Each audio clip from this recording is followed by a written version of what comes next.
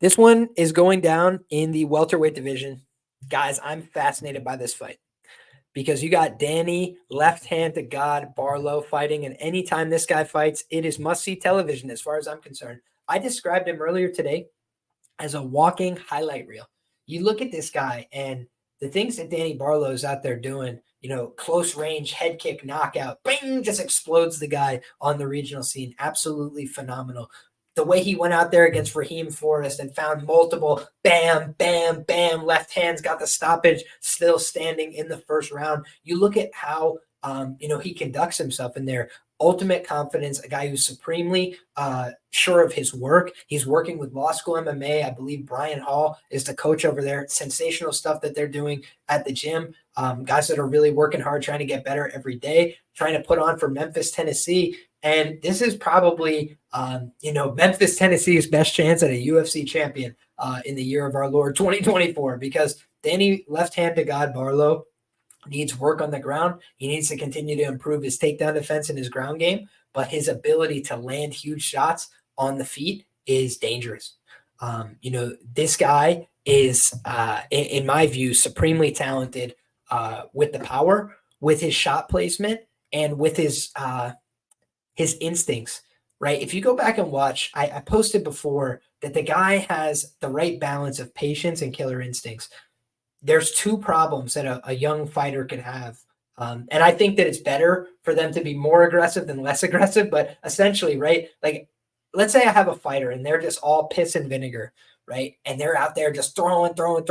We know that they're only going to have that for 7.5 minutes and then they're going to gas out. There's only a certain few styles of fighting you could do over the course of 15 hard minutes. It's very hard to just go out there and swing and bang your hardest shots for 15 minutes.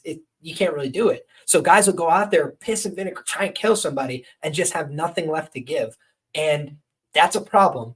But the bigger problem is if you don't do anything, right? Like guys that go out there and they want everything to be perfect. So unless the perfect shot lines itself up, unless they can see the right angle, they're not going to take anything. And then the fight has passed them by and it's over and they did nothing.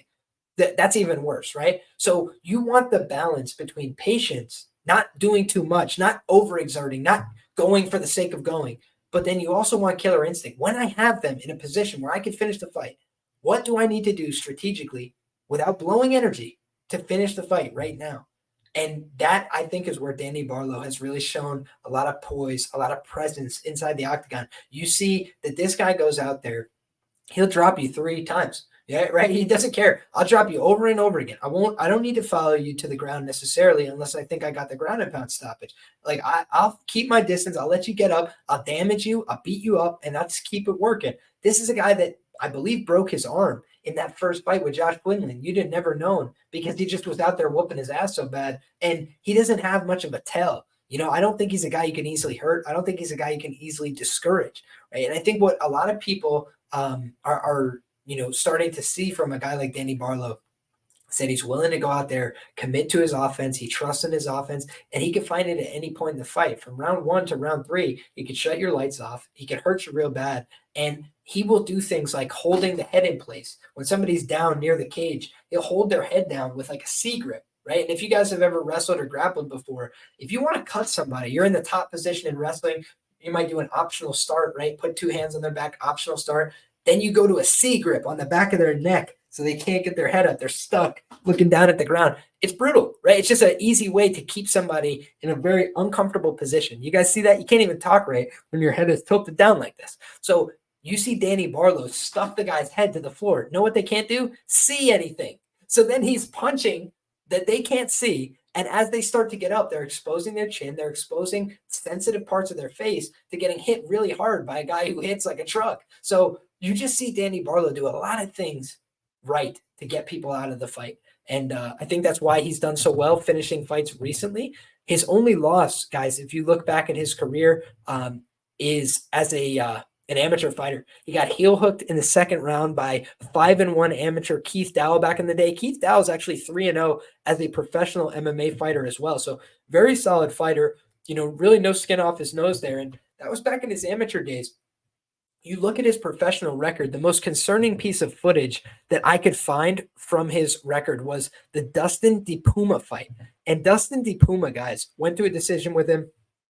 he actually, was able to get top position on Danny Barlow, and it looked like he was potentially going to finish, right? It looked like he had a submission all but locked in. He gets to the back, he gets hooks in, he has what looks to be a rear naked choke grip. He then goes, regrips, tightens it up, pulls it all the way. He's like really trying to wrench this rear naked choke. And Danny Barlow just refused to give up, rolled back to the full mount, took a couple punches, kept moving. The guy just showed that he's not an easy quitter. What you always worry about with these guys that are, big, hit hard, powerful, there's so many good hammers, but not good nails, right? Like guys that can just go out there and land good shots. They can hurt you. They can beat you up. But if they get hit one time, that's it. No. That's not what I agreed to. I thought I was beating you up, right? I didn't think this was a fight. A fight I don't want to do. A lot of people want to beat you up, guys. Not a lot of people want to be fighters. Get hit in the face, get beat up. No. Most people don't want to do that, truth be told, right? Most people want it to be, I beat you up and make it look easy and then go home. I don't want to fight anybody, right? So then you look at Danny Barlow. He ain't afraid to fight, right? He ain't giving up easy. You put that choke on him. You try and put him in you put somebody in a heel hook and they don't respect it. They don't tap out. And especially, by the way, in an amateur fight, right? It's not even a fight for money. If they heel hook you, you're going to destroy your whole knee. That's basically what's going to happen. If somebody has a fully locked in heel hook and it's correct, they have good braking mechanics, they're going to rip all the ligaments and shit in your knee and just destroy you, right? And meanwhile, Danny Barlow, that's what he tapped to, right? You got heel hooked on the amateur scene, tap to that. That's just wise, right? That's just career management. You got it. Somebody heel hooks you, you're caught, got to give up. But you look at, somebody gets him in a tight rear naked choke. Somebody puts him in a lot of discomfort. We've seen UFC champions, guys. This fact check me on this. We've seen UFC champions tap before the choke's even in, right? It's halfway across their choke. It's on their shoulder. The guy's looking to go for it, and they're already tapping due to exhaustion, fatigue, all these things. It's very uncomfortable to be choked. This dude, Danny Barlow, is getting his neck halfway ripped off. He's fighting his way back to get his back flat on the mat. I really appreciated that about Danny Barlow on the tape. When you go back and look at a guy who's willing to be in a dark spot for a minute and not panic. A lot of jiu-jitsu is about being patient. I'm in a tough spot. I can't panic. I have to hold on, take a deep breath, live to fight another second, do the next right thing. And I think that Danny Barlow has shown offensively, he's not a jiu-jitsu ace, but he has some idea of what to do in terms of passing positions, keeping his offensive, guard safe. But then you look at his defense, definitely leaves a little bit to be desired in terms of the technicality. But my coaches used to say when I was growing up wrestling, bottom is an attitude position, right? There's some things we could teach you about, this is what you have to do, to build up here, or, these are the techniques. You want to cross your hands over to hit a switch. You could go over techniques, but a lot of being on bottom is saying, I will not let you hold on to me right now. I'm going to build up. I'm going to keep moving. I am not going to stay stationary and static right here and let you dominate me. I'm going to continue to move, buck, shake, and not be controlled, right? It sounds simple, but it is simple, right? It's part of not getting controlled on bottom is not getting controlled on bottom, not sitting, not being patient, waiting the whole time. Sometimes you have to say, okay, I'm stuck. Take a second, be patient, think of the next right thing. But more often than not, the way to stay moving on bottom is to stay moving on bottom. Don't let one static position occur. Continue to move, continue to press, continue to go this way, that way. That is kind of what you have to do in order to keep it going. And I just see Danny Barlow as a guy who's willing to work. 15 minutes, he's willing to work. He's willing to do what it takes to win. And he's got an interesting opponent here, right? I thought that Nikolay Veretennikov, was just some washout from Contender Series, right? A guy who made it on Contender Series, but never really did anything with it. And that couldn't be further from the truth, right? You just look at this guy, and he went out there, he lost to Michael Morales. But contrary to my recollection, he actually won the first round on 2 out of 3 judges' scorecards. My scorecard as well. I would have given Veretennikov the first round in that fight. Then Michael Morales started to take over down the stretch, but he mostly did it by wrestling. You guys may remember late in that fight, Veretennikov was getting elevated, thrown around. He almost got stopped at one point in the second round. He got hurt. He got dropped. His visuals weren't great in rounds 2 and 3. So those are the big concerns, I would say, for him coming into this fight, right? He's coming in on short notice, and this guy's just been dealt from the bottom of the deck. Michael Morales, 4-0 in the UFC, 16-0 as a professional. He's just a fantastic fighter, right? Hasn't shown many weaknesses so far in the UFC. And that was who they dealt him in this Contender Series fight. Now, at the time, Michael Morales was a 22-year-old underdog. Nobody knew who he was. He was still an Ecuadorian wrestling prospect. I mean, how many people were super high on that? I don't know, leading into that fight. But then obviously Michael Morales in rounds 2 and rounds 3 showed that athletic difference, that class difference. Now you look at a Nikolay Veretennikov, who is very good at fighting, right? There's no doubt about that.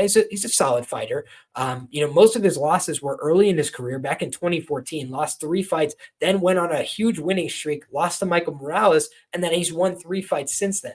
But now he's once again being dealt from the bottom of the deck here, guys. Danny Barlow, 8-0 as a professional fighter, 1-0 in the UFC, 1-0 on the Contender Series, won both of those fights via knockout. Josh Quinlan has shown himself to have a pretty solid chin, right? You just look at Josh Quinlan over time. He only has 1 knockout loss in his career. He fought Adam Fugit. That was a little bit of a, slow-paced fight. He got jabbed to death by Trey Waters, beat up a little bit in that fight, did not go down in that one.